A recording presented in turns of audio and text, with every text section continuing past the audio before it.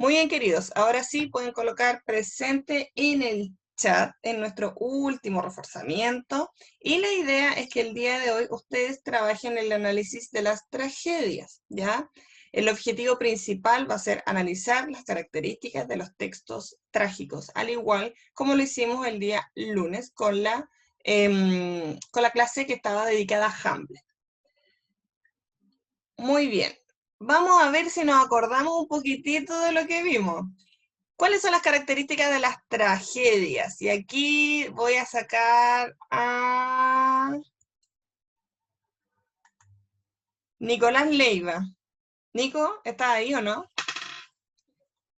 Nico. Sí, Muy bien, Nicolás. ¿Se acuerda cuáles eran las características de las tragedias? ¿O qué tenía que ser un texto para ser un texto trágico?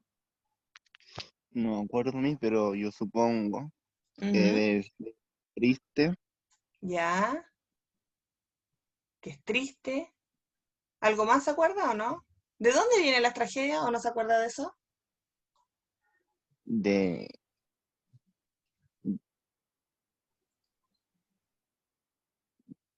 Como que lo escuché pronunciar el primer fonema. Vamos, griega o Grecia, no sé, no Grecia, me acuerdo. ¿cierto? Muy bien. Entonces, nosotros vimos un video, ¿verdad?, de República Dominicana que ayudaba un poco como a hacer una síntesis de la historia del teatro, ¿verdad? Y entre eso, en sus orígenes, aparecía este subgénero, ¿verdad?, de la tragedia, que tenía su origen principalmente en Grecia, si bien hay algunas teorías también de que hablan de que hay algunas representaciones en Egipto, ¿verdad? Con títeres, propiamente como obra dramática o teatro podríamos situarlo en la época griega, ¿ya? En este sentido, tenemos que decir que la tragedia es un subgénero, recuerden, subgénero de los géneros dramáticos o del género dramático, ¿ya? Entre otros también está la tragicomedia y la comedia, propiamente tal. Los dos iniciales eran la tragedia y la comedia, y en el caso de la tragedia, su característica principal era que representaba, tal cual como decía el Nico, un episodio de la vida del protagonista con un destino irremediable. Por eso decía Nicolás que era como algo triste, ¿verdad? Porque sabíamos que el protagonista necesariamente iba a tener como un final indeseable, ¿sí? Con eso estaba relacionado principalmente. ¿Y por qué se hacía de esa manera? Porque lo que buscaba en sus inicios la tragedia, además obviamente de presentar una historia a un público, buscaban también enseñar a través del teatro. Recuerden que el sistema de la educación, al menos en la antigua Grecia, en el siglo V a.C., en la época de Pericles, chiquillos, no estaba tan regularizado el tema de la educación pública para todos, ¿ya? Entonces también el hecho del teatro ayudaba mucho a educar a la ciudadanía, que eso era súper importante. En este sentido, una de las características también principales en la tragedia original era que presentaban personajes de elevada posición, nobles, reyes, ¿verdad? Afortunadamente, en la época contemporánea esto ha ido variando. ¿Se siguen haciendo tragedias clásicas? Sí, pero también se han incluido otros tipos de personajes que nos ayudan a tener otra visión del mundo, ya mucho más contemporánea y que no solamente va a estar enfocada a estos personajes de esa posición socioeconómica, podríamos decir. En este sentido, otro elemento importante para poder acercarnos a la tragedia tiene que ver con la acción dramática. Siempre que nosotros leemos una obra de teatro, tenemos que observar o tratar de identificar cuál es la acción dramática. Y la acción dramática gira en torno al conflicto. Lo primero que debemos detectar es la presentación del conflicto, donde van a aparecer estas fuerzas, ¿cierto?, en disputa. Después tenemos una acción ascendente, que es el desarrollo del conflicto, donde los hechos van a ir agudizando una situación, podríamos decir, como irremediable, ¿ya? Al momento en que esa situación se vuelve más tensa, donde sabemos que ya tenemos que llegar al desenlace porque no hay otro remedio, hay que solucionar esto de alguna manera, eso se llama clímax, ¿ya? Es como el momento más conflictivo de la obra, recordemos eso. Y finalmente tenemos el desenlace, que puede ser la resolución del conflicto o también, en muchos casos, dejar un conflicto abierto, podríamos decir. ¿ya? Esto es cada vez más común, sobre todo a la gente que nos gusta ver series. Sabemos que las series hacen eso constantemente, ¿verdad? Como que cada vez dejan los finales más abiertos y te dejan enganchado para la siguiente temporada, ¿ya? Eso es algo que antes no sucedía tanto, ahora se da con mucha frecuencia. Ahora, yo les traje como unos tips o unas preguntas que ustedes se deberían plantear para poder detectar la acción dramática, ¿ya? Porque yo sé que aquí en la teoría, si nosotros vemos la curva, es algo que es bastante fácil de explicar, ¿cierto?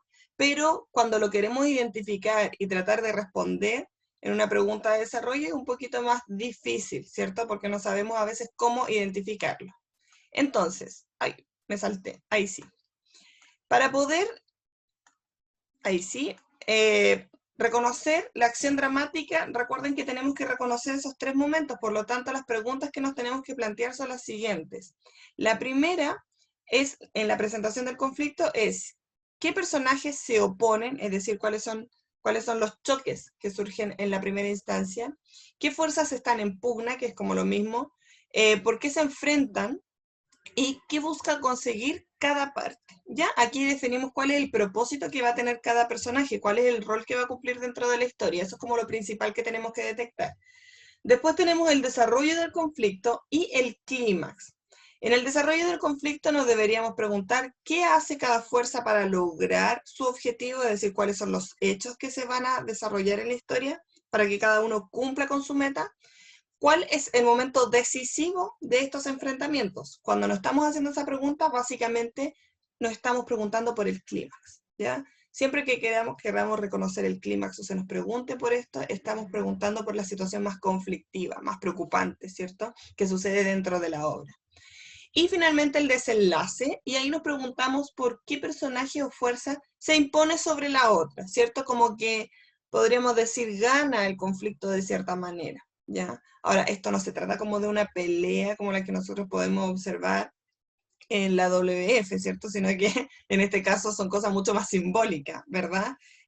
Una obra de teatro se puede desarrollar perfectamente solamente a través del diálogo sin que los personajes realicen muchas acciones físicas, ¿ya? Por eso hay que esto llevarlo no solamente al nivel de la acción simplemente, sino que llevarlo más al nivel del diálogo, ¿sí? Reconocer cuál es la disputa que van a desarrollar a través de lo que están diciendo los personajes. De hecho, la tragedia que van a leer hoy día, que es Antígona, tiene que ver mucho con eso, con un diálogo o con una disputa que se da entre dos personajes para llevar a cabo una acción, ¿ya? No es que ellos vayan a estar en constante movimiento desarrollando acciones, sino que la disputa se va a desarrollar a través del diálogo. Si ustedes se fijan en esto, chiquillos, la acción dramática gira siempre en torno al conflicto, porque no puede haber una obra dramática o una obra de teatro sin un conflicto, si no, no sería interesante, ¿ya? Debe haber un problema que se quiere mostrar o que se quiere solucionar.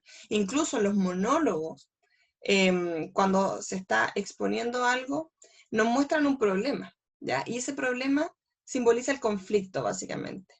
Para poder detectar el conflicto, tenemos que detectar sí o sí estas dos partes. ¿Quiénes son los protagonistas y quiénes son los antagonistas? Esa posición va a determinar el conflicto. Recordemos que el protagonista va a ser el personaje principal de la obra, ¿cierto? Que busca conseguir su propósito porque lo moviliza a una acción ya a seguir. Para cumplir su propósito debe superar obstáculos ocasionados por otros personajes. Esos otros personajes que van a estar en contra del protagonista son los que se entienden como los antagonistas, ¿ya? Y su propósito van a ser razones contrarias a las que defiende el protagonista, que antes habíamos mencionado.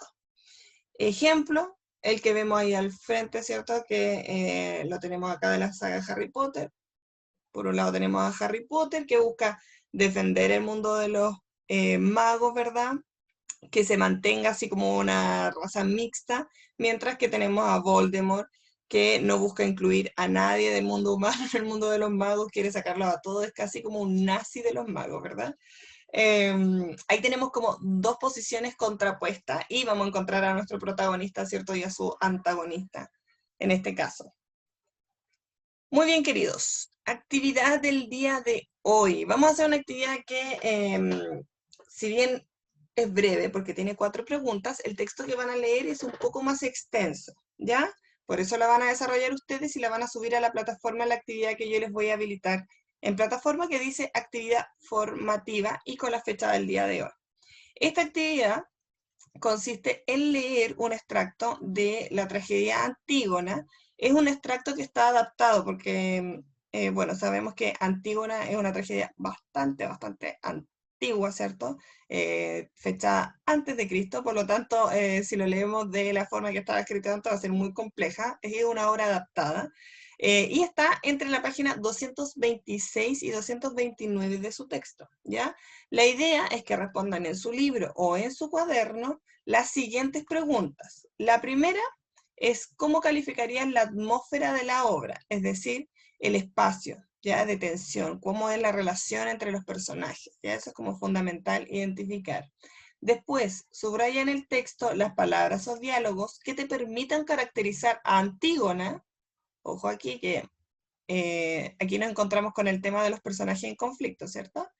Y a Creón, ¿verdad? Y créales un perfil en el siguiente espacio. Si usted no tiene el libro, obviamente pone el nombre y crea acá el perfil. El perfil básicamente consiste en la descripción del personaje, ¿ya? Hablando tanto de sus características físicas, psicológicas y el propósito que va a perseguir, ¿ya? A partir de eso nos vamos a dar cuenta que van a tener dos posturas contrapuestas y eso nos va a llevar a la siguiente pregunta, que es el conflicto, ¿sí? ¿Cuál es el conflicto que enfrenta a Antígona y a Creón? Ya, obviamente ustedes después de hacer esta parte de la actividad donde van a definir a cada personaje o a caracterizar a cada personaje con sus propósitos, van a encontrar el conflicto inmediatamente. Y finalmente tenemos la número 4, que es cuál es la razón por la que Creón deja el cuerpo de Polinice sin sepultura. Explica. Esta pregunta tiene que ver derechamente también con el conflicto, chiquillos, así que no se preocupen, está todo en ese extracto. Ya recuerden, entre la página 226 y 229 del texto, la gente que no tiene el texto está también disponible en plataforma. Recuerden que yo les subí un link con el texto en la parte de avisos, ¿ya? Para la gente que no lo tiene. Lo realizan en su cuaderno o en el libro y posteriormente lo suben a la actividad formativa del día de hoy.